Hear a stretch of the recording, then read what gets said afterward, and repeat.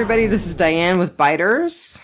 This is your zombified 30-something Brian, and we're talking Fear the Walking Dead again. Yes, we are. And you know, I was looking at some rating sites, and I looked at IMDb, and I just want to make sure this is episode 11 of season 2, correct? Episode 11, Pablo and Jessica. Okay, that's what I thought. And there were other places that were like, don't read this unless you're caught up on episode 9 of called Pablo and Jessica. And I'm like, wait a minute.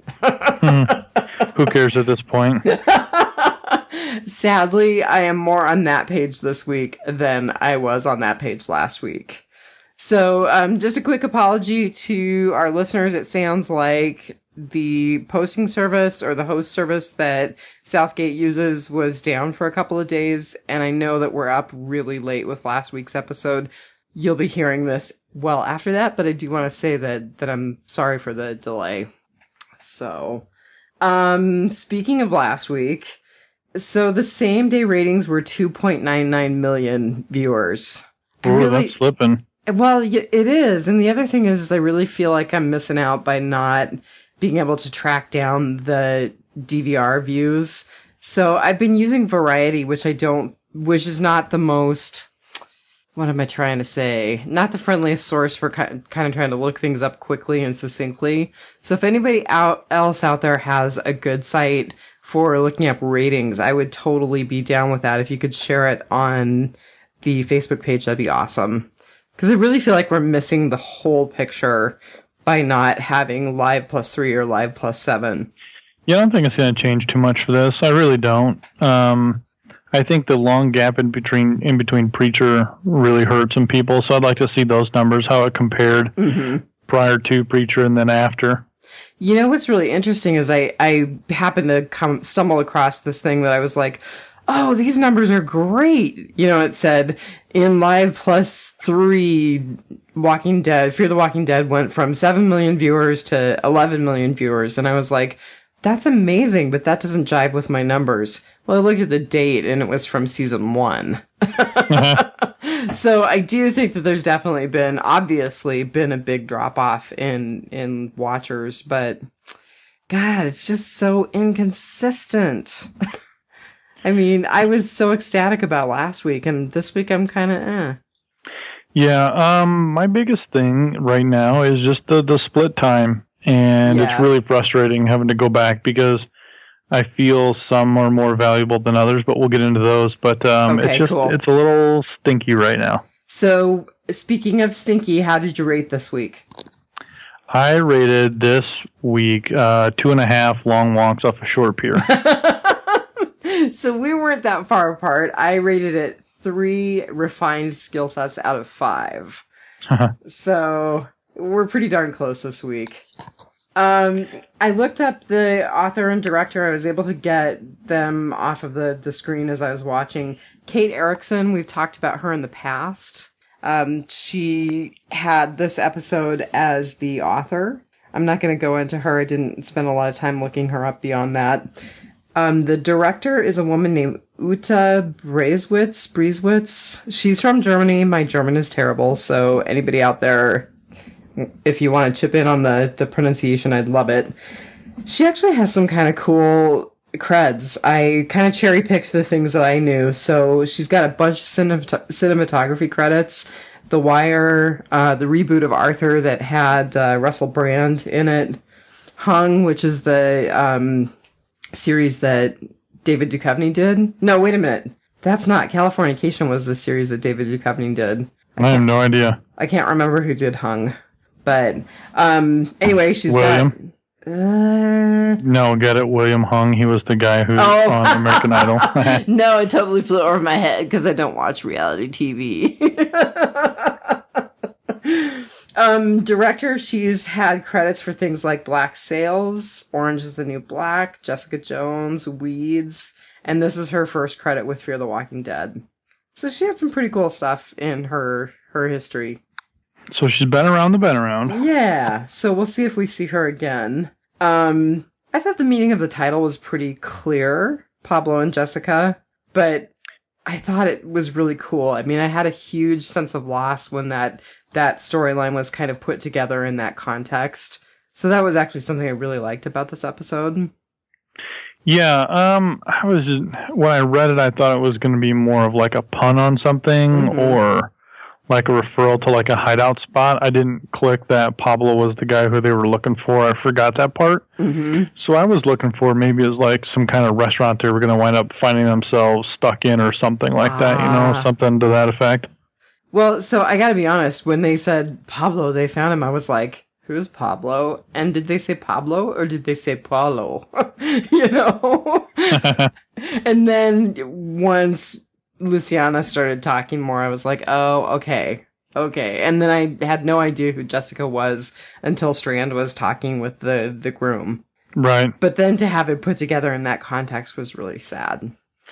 Yeah, it was neat to see it kind of Strand to kind of share his own experience. Yeah. And now you understand why he wants to go back to the farm, to the ranch. Yeah, I mean, they really effectively tugged on my heartstrings with that little bit. So I thought we'd do Cast Member of the Week just real quickly. And I was kind of thinking, God, who am I going to pick? Because I really like Elena. I think she's an interesting character. I think we've got mileage there. I really like Alejandro, who is the pharmacist. But, of course, with the ending, I decided to go with Luciana. Sure. So, Luciana is played by a woman named Dianne Garcia. She's on Talking Dead tonight. Which is neat because we have two Denies. Right. Well, Dianne, and then this is Dianne, but they're pretty dang close. You can't get much closer than that. I looked her up on IMDb. She is listed as a series regular, so we'll continue to see her for some time, which I think is cool because I really like her as a character. I think that some of the new characters are bringing a little more fire and a little more interest to the series. She emigrated from Cuba in 2003. Oh. So she has just an interesting personal history. She's been in a few things that I was familiar with. Supernatural, CSI, of course. Prison Break, which I know is a series or was a series. I didn't get into it, but I recognize the name. And then she had several small credits. She has a movie in post-production. It's called Loca. And it's a movie about gang activity in LA. So, she hasn't been around for very long. This is, I think, is probably her first... Her breakout. Her breakout role. But she's a good actress. And she's beautiful. And I like watching her. She's really interesting. So... We will have different thoughts. Are you going to talk about Luciana in this episode, or do you want to share those thoughts about Luciana right now? In general. We'll talk about her later. Okay. So I kind of already said it, so I'm going to take off with the epic. My epic was really, truly the end with Strand and Oscar talking with each other. And I agree with you. Strand sharing his experience and then really saying to this guy, let me help you. You need help in this situation. And then ending with them going into to put Jessica down. I thought that was a really, really standout piece in this episode. Well, we don't know if he put her down yet. I think with the way that Oh, go ahead. Go ahead. No, go ahead. I was just going to say, I think with the way that Strand described his experience and talked to this guy, to Oscar, I really do think that they're going to go in and put her down. I think, and I don't think we'll get any closure on that. I think we're going to be led to believe, and I think that that's what we're supposed to believe. And I personally think it happened. So I was hoping, maybe he'll just kind of commit suicide by walker bite or... Yeah, I don't think we're going to get anything else. Well, if we do see something, I think it'll be him almost getting bit. Like he'll start having flashbacks while he's looking at her and stuff like that, and he'll start dealing with all these other emotions and reliving everything from the past and, really kind of dealing with that. I really hope they don't do that. I hope they leave it the way that they've left it. I actually think that going through the whole, it was horrible putting her down and I remember her as a beautiful bride, I think that would actually really detract from the impact. For me, it would. Good point. I also just really like the contrast between Strand and Oscar and then Luciana and Nick. I thought it was really interesting to compare the devastation of putting your wife down to that whole, or putting your wife's zombie down to that whole thing of new love and the first blush of romance and all those kinds of things. So it just made it that much more impactful for me. All right. Okay, what was your epic? My epic was the tension or the cautious hesitation between Nick and Alejandro, the pharmacist. Mm-hmm. And I don't specifically mean that around the meds. I mean that more around the bite. I wanted to talk about that, so I'm so glad you brought that up, because I'm still not entirely clear around the story of the bite. I didn't go back and rewatch or rewind. I mean, we're podcasting fresh. And yeah, so the cliff notes of the bite is he went to go rescue a junkie. Okay, I got that. And he knew that he was just under the influence of the drug, like Waka, some street drug, some spice or something. So that was kind of what I came away with too. He went in to save him. Saving him is what got him bit. Whoever found him, the girl, Luciana, found him, brought him back to the infirmary. They were waiting for death. Death never came. So you and I are both on the same page that he did not get bitten by a zombie. He got bitten by a guy who was under the influence and was acting like a zombie. Correct. Okay, that's what I walked away with too. So I'm glad I was paying close enough attention. I was not shopping for pants during this episode. Well, so my semi-bold prediction is that the pharmacist is going to wind up coming clean because Nick's going to put it together. Mm-hmm. I think Nick has already kind of put it together. Yeah, he's going to confront him about it. Mm-hmm. And then he's going to explain if they know what really happened, this whole place falls apart. Right, because, you know, he did talk about Nick needing to take that leap of faith. Mm-hmm. And he is hope. He is their beacon of hope that, you know what, eventually there will be a cure. So that's the thing, is he believes that there is some sort of, magic power, and he is the chosen one, and he's going to lead us from this. And I think that's where all that kind of comes into play. Mm-hmm. So then it'll be, hey, if you disclose this, all this stuff falls apart. Then one thing leads to another with Luciana. Then he confesses to her, and then it all kind of comes out, and then she confronts him, and then it all starts to unravel, and then it's just chaos. Okay, I am really glad. I totally agree with you, and I think that's a big risk with the pharmacist and the way that he has set himself up, Alejandro.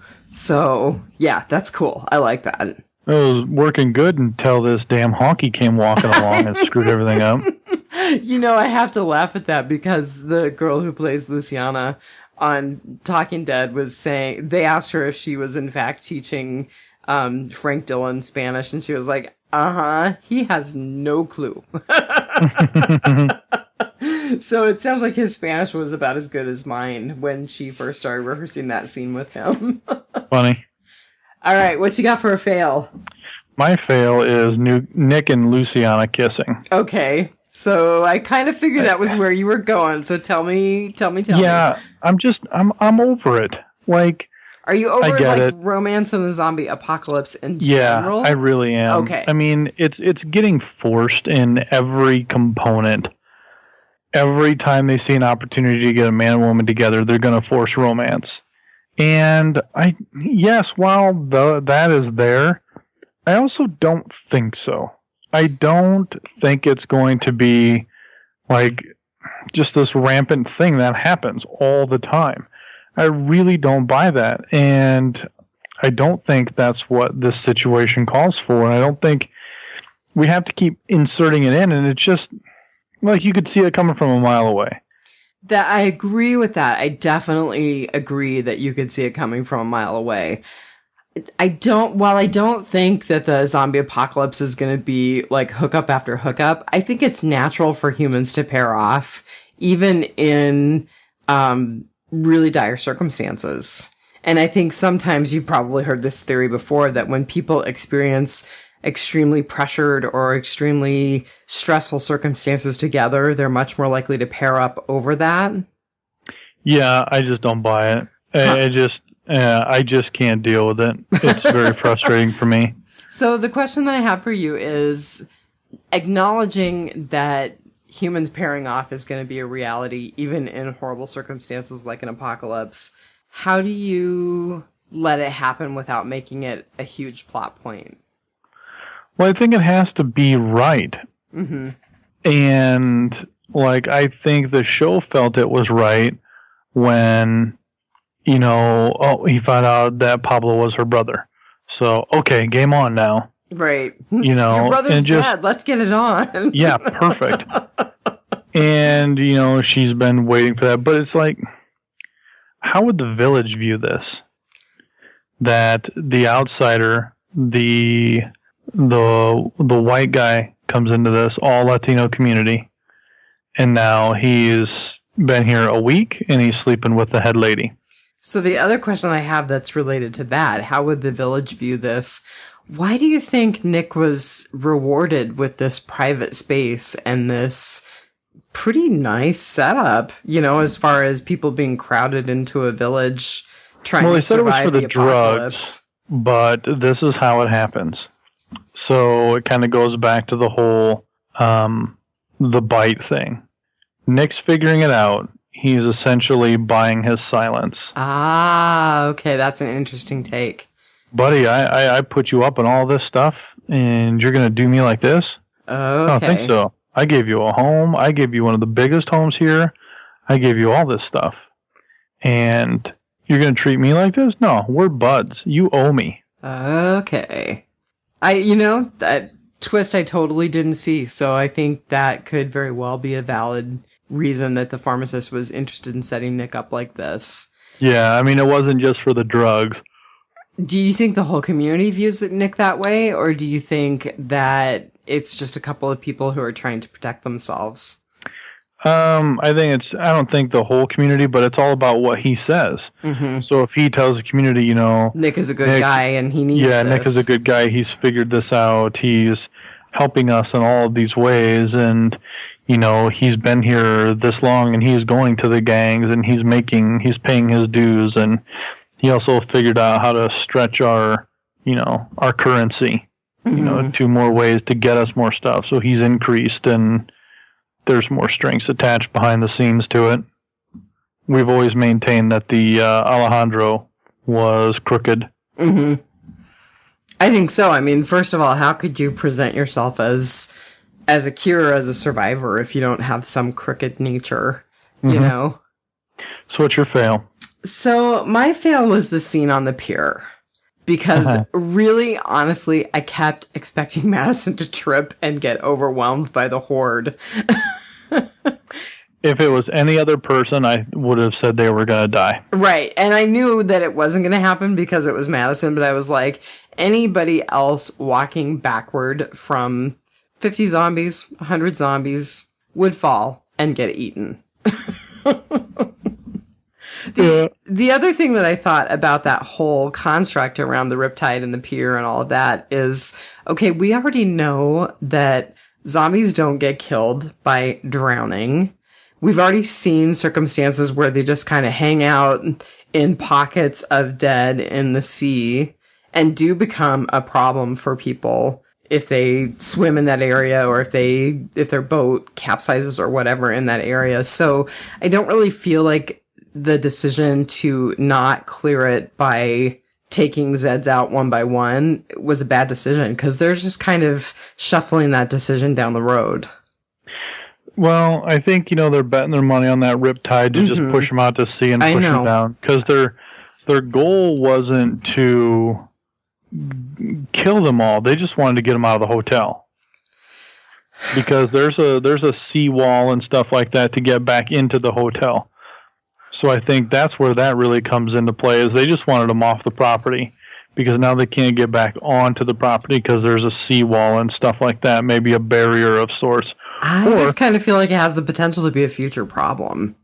Well, it likely will, but I think that was their goal. As long as we get them out of the hotel, we can bar the doors from the inside, so that way they can't get back in, and that removes the danger of us having to kill 500 of these things. You know, if they're out, they can wander off. And Madison and Strand clearly showed that they understood the blood suit, so you know, everybody knows that. They can use now. that to walk amongst them if they need to deal with a concentrated horde of walkers outside of the hotel. Yeah, it was very unsuspenseful. It was. I know it was supposed to be. Yeah. A suspense-filled scene, but once you see it's Madison doing it, right, then you know. Like if it would have been Alicia or one of the housekeeper people. There you go. I don't even think Alicia, been like, but I think if it had been like someone who was kind of not a significant person, I would have been like, oh, that person's toast. Yeah. Yeah, I still don't feel... in fact, I said to my niece who is visiting right now, I said, you know, the thing that they need to do in this series is they need to start killing people. Which sounds really horrible, but in order for it to become suspenseful again, in order for it to become something where people are more hooked in, you gotta kill off a few main characters and you need to make it grim. Make something happen. Yeah. Yep.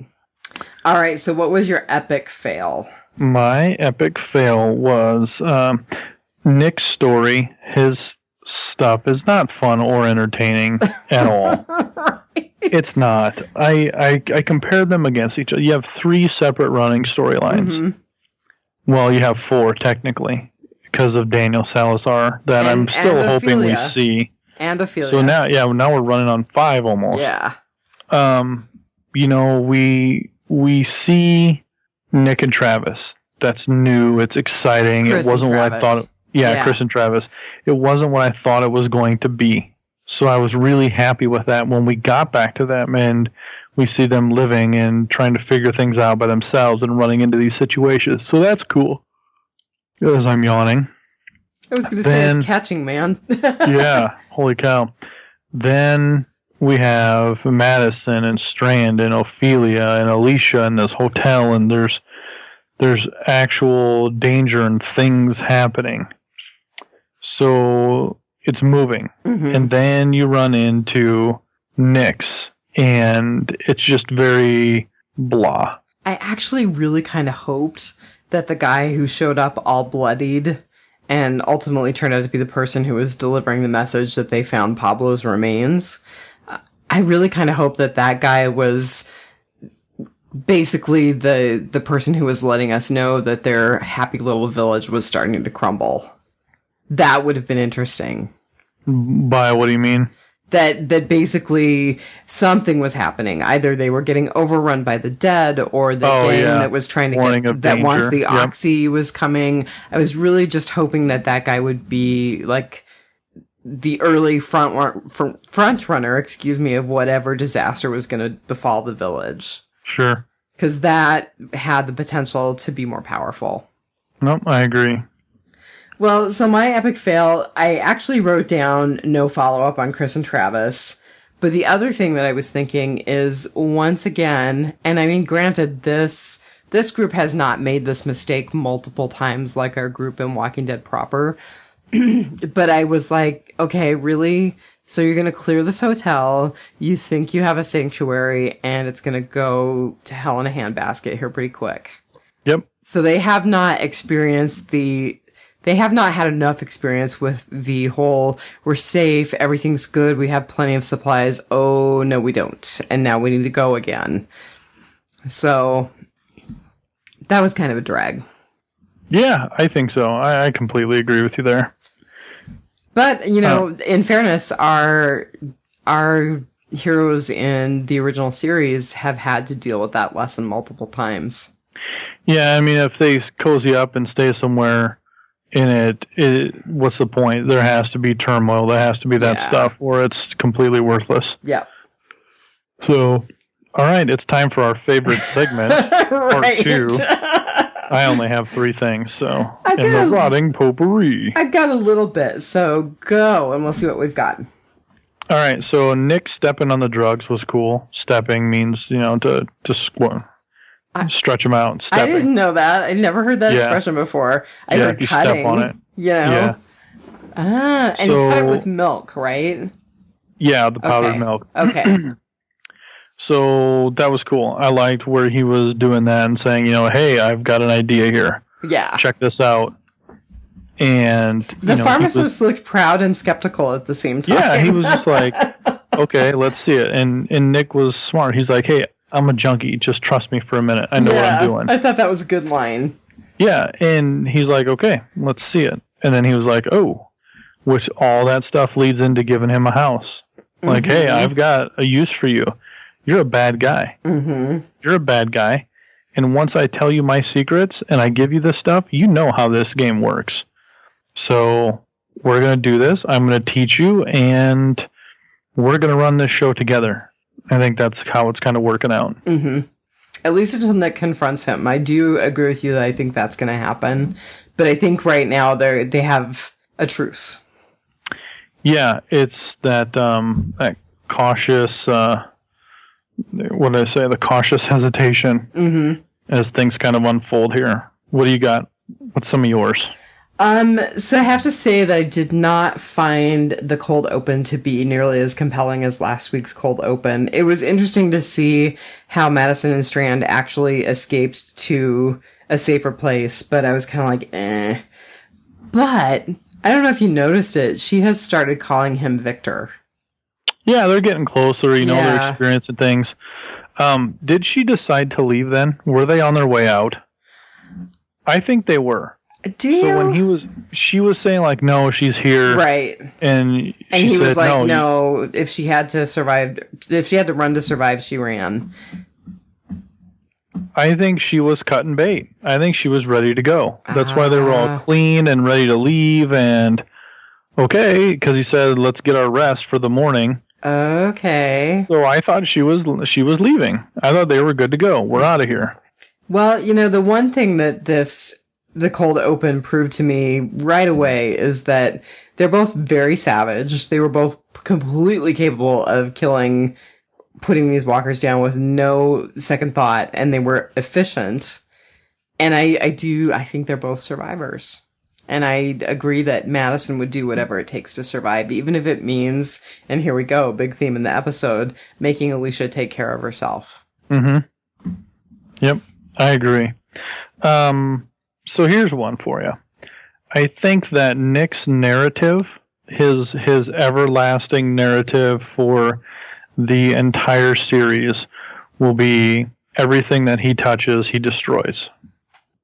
That's kind of cool. Whether it was his life before the apocalypse, it was other people's lives before the apocalypse, the farm, just kind of everything, because even the one lady back at the farm who ran the farm said Celia, we destroy everything that we touch. And he said it to Madison when the place is burning on fire. And that's why he walks away and he says, she was right. We destroy everything we touch.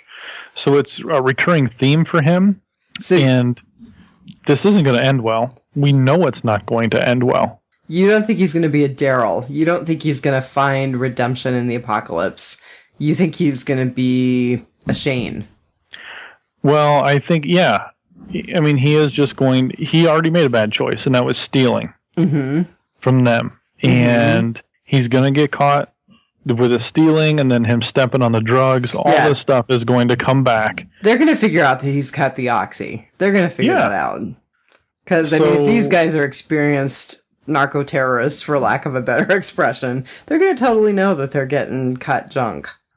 So that's how I see that happening. And then ultimately he's going to realize when it's him and what's-her-face on the run, Luciana, that he's going to realize that it was his fault.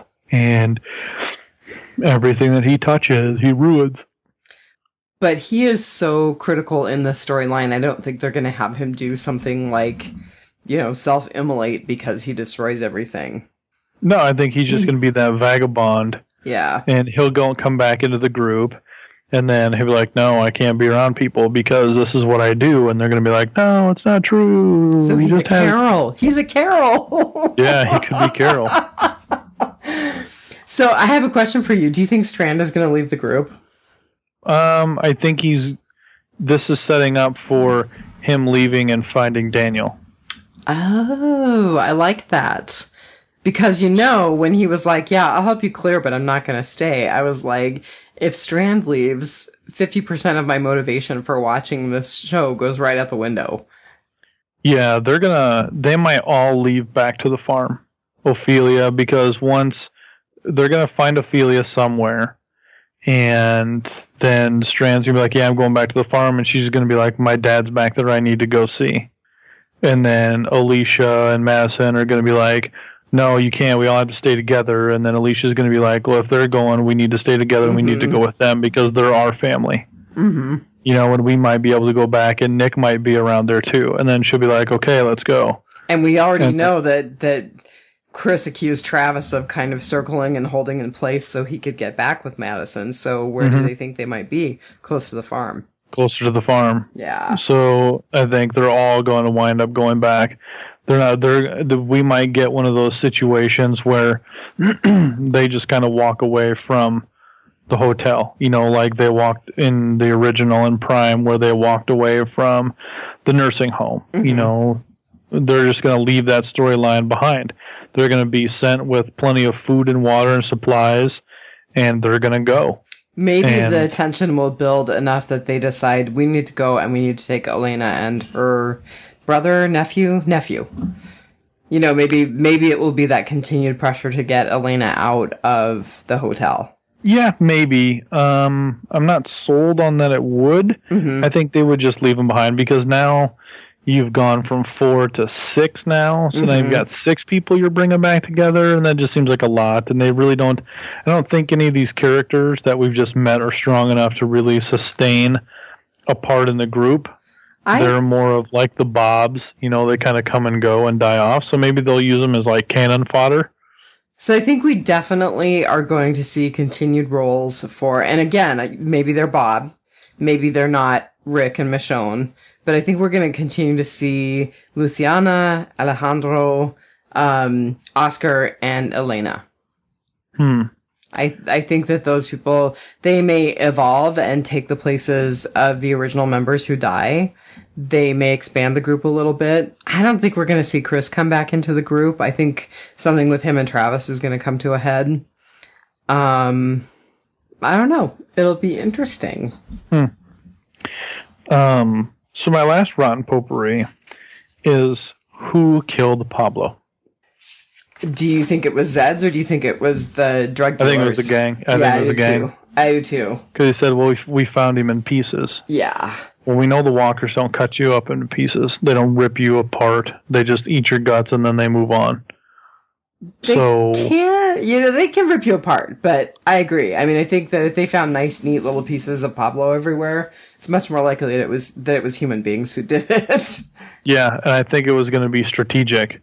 Like, at one of the crossroads, like, Pablo is, like, cut up into pieces and, like, staged. So, the gang knows. They don't know where their hideout is, but they know where they come out of. Mm-hmm. So, like, they just might have stashed him there, like, hey, here's your reminder. So, I think that might be what's happening. Well, I think they're going to pull the group of the gang back in soon, because that's the way that they're going to try to make Nick's storyline more suspenseful and meaningful. And now we've got the, quote, extra oxy, so... It would make more sense, too, because now Nick is responsible for Pablo's death. Right. And just as he's getting lovey-dovey with Luciana... yeah, that would be kind of cool. Then they find out, the gang did it.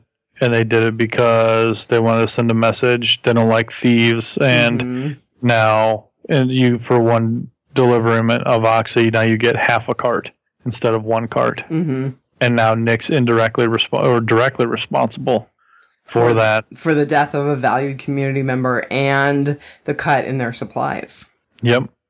I think that's really possible. And then that puts the tension back in between him and Luciana for then things to really go bad. Mm-hmm.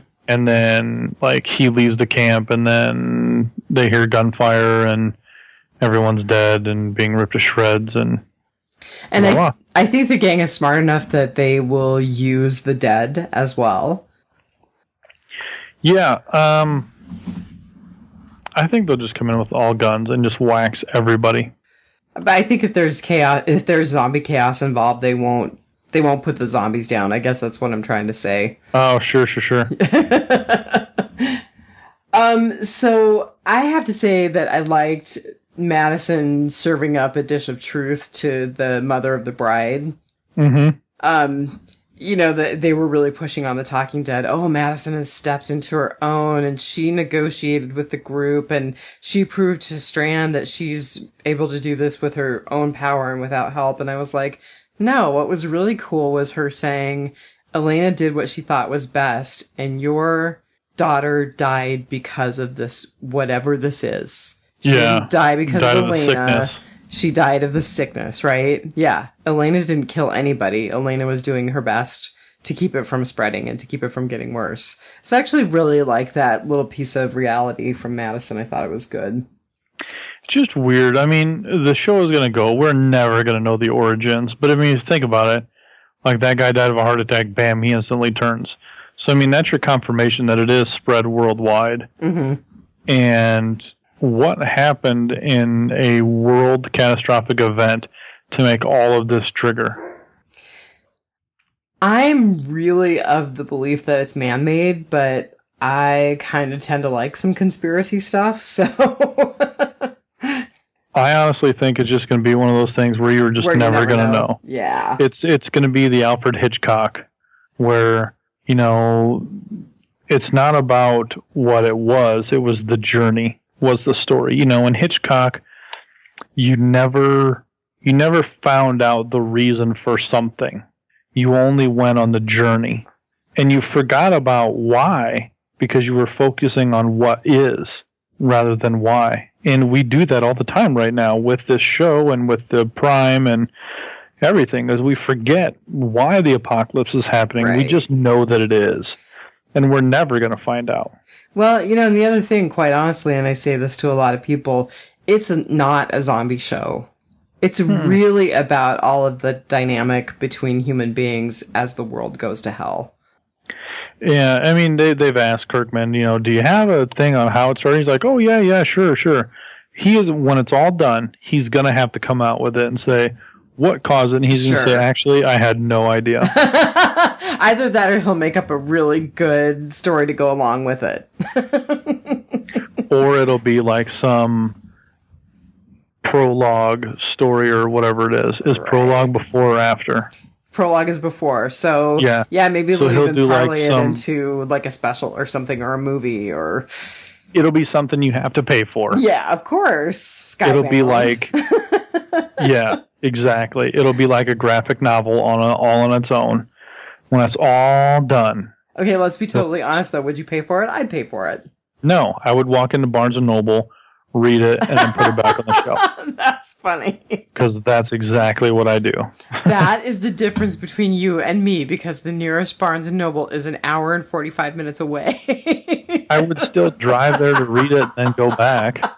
Not me. I'd download it onto my Kindle and be like, they got a little more money for me. That's all right. That's what I think will happen, is he'll write something on how it came to be. So, maybe it's Preacher's fault. Everything goes back to Preacher. Maybe. I do really like that series. No, I'm not any further, because what I keep doing now is I'm like, hey, you've never seen this before? You have to watch the premiere with me. Isn't this cool? I've got my niece almost caught up to where I am. Hurry up already. Yeah, no kidding, man. So I do want to say a couple of things that really don't have a lot to do with this per se. Sure. If you're done. I don't know if you're done. Yeah, no, go. I'm done. We're going to keep this short. No. So I thought that the commercial that was basically an homage to the fans of Preacher, Walking Dead, Fear the Walking Dead. Yeah. Into the Badlands, which I didn't realize had been renewed. I did think the fan homage was really, really cool. Very much. Yep. So points to AMC for that. The other thing that I want to say is that Southgate did a podcasting marathon this week, and we were one of the prizes. Who won? I don't know. I haven't heard yet. I don't know if Rob announced it or if it's still a big mystery. I checked our Facebook page and I haven't seen that anyone in particular won yet. Thomas O'Mara was the person who suggested it. And the win is that they basically... I thought it was Thomas Reese suggested it. No, it's Thomas O'Mara. Thomas Reese has been pretty quiet. I think, again, because that new baby's taken up a lot of energy. Could be. But, so basically that means that someone will get to do a roundtable with us on Biters at some point. It'll be fun. So, looking forward to it. Yeah, I think it'll be lots of fun, too. We went ahead and put Preacher up for the same thing, so hopefully somebody will get on board with that show and that podcast, too. Otherwise, there wasn't really a lot of feedback on the Facebook page. I think people are really waiting for October 23rd. Exactly.